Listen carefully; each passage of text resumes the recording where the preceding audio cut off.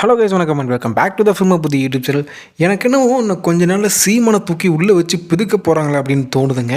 இவனை மட்டும் கிடையாது, இவன் கட்சியில் இன்னொரு திருப்பானே மஞ்சப்படி மாமா பையன் சாட்டை துரைமுருகன், இந்த சில்லற பையனையும் தூக்கி உள்ளே வச்சு பிதுக்க போகிறாங்க அப்படி தான் தோணுது. பொதுவாக எல்லோரும் எதுக்குங்க கட்சி ஆரம்பிப்பாங்க? எலெக்ஷனில் ஜெயிச்சு சிஎம் சீட்டில் உட்காந்து மக்களுக்கு நல்லது பண்ணணும் அப்படின்ற ஒரு தாட்டில் தான் கட்சி ஆரம்பித்து அரசியலுக்கு வருவாங்க. ஆனால் இவனுக்கு மட்டும் டிஎம்கேக்கு ஒரு டிஃபென்சிவால் செயல்படுறதுக்காக வந்திருக்காங்களோ அப்படின்னு தோணுதுங்க. ஏன்னா கமலஹாசன் வந்தால் கமலஹாசன் திட்டுறானுங்க, ரஜினிகாந்த் வந்தால் ரஜினிகாந்தை கழுவி ஊற்றுறானுங்க, விஜய் வந்தால் விஜய்வளையும் திட்டினாங்க, இப்போ தனுஷ் அவர்களையும் விட்டு வைக்கலிங்க. யார் வந்தாலும் போட்டு திட்டிக்கிட்டே கிடக்குறானுங்க.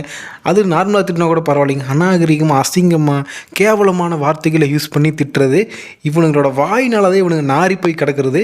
பேருக்குன்னு பிரபாகரன் அவர்களோட பேரை வச்சுக்கிட்டு ஊரை ஏமாற்றி பொழைச்சிக்கிட்டு இருக்கிறானுங்க.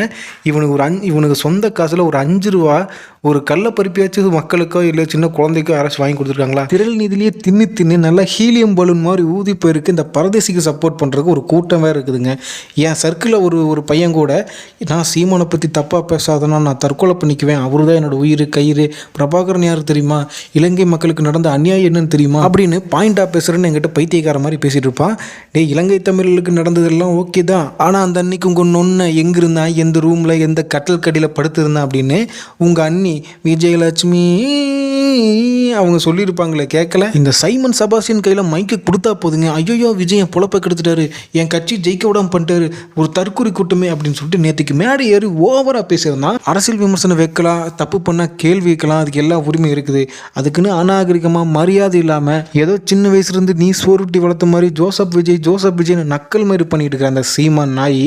நானும் முடிஞ்ச அளவுக்கு என் வீடியோவில் சீமானை பற்றி பேசக்கூடாது, அப்படி இவனை பற்றி பேசினாலே பச்சை வரும், இல்லாட்டி மரியாதை எல்லாம் பேசுவேன். ஸோ அதனால தான் இவனை அவாய்ட் பண்ணிட்டு இத்தனை நாளாக. ஆனால் இவன் பண்ணுற விஷயம்லாம் பார்க்கும்போது பொறுத்துக்கவே முடியலைங்க, அந்த அளவுக்கு வெறுப்பேற்றிக்கிட்டு இருக்கிறான். நம்ம சிஎம் விஜயனை நிறைய தடவை சொல்லியிருப்பாரு, எவன் எப்படி பேசினாலும் நீ அவனுக்கு ஃபஸ்ட்டு மரியாதை கொடுத்து பேசு அப்படின்ற மாதிரி தான் சொல்லுவார்.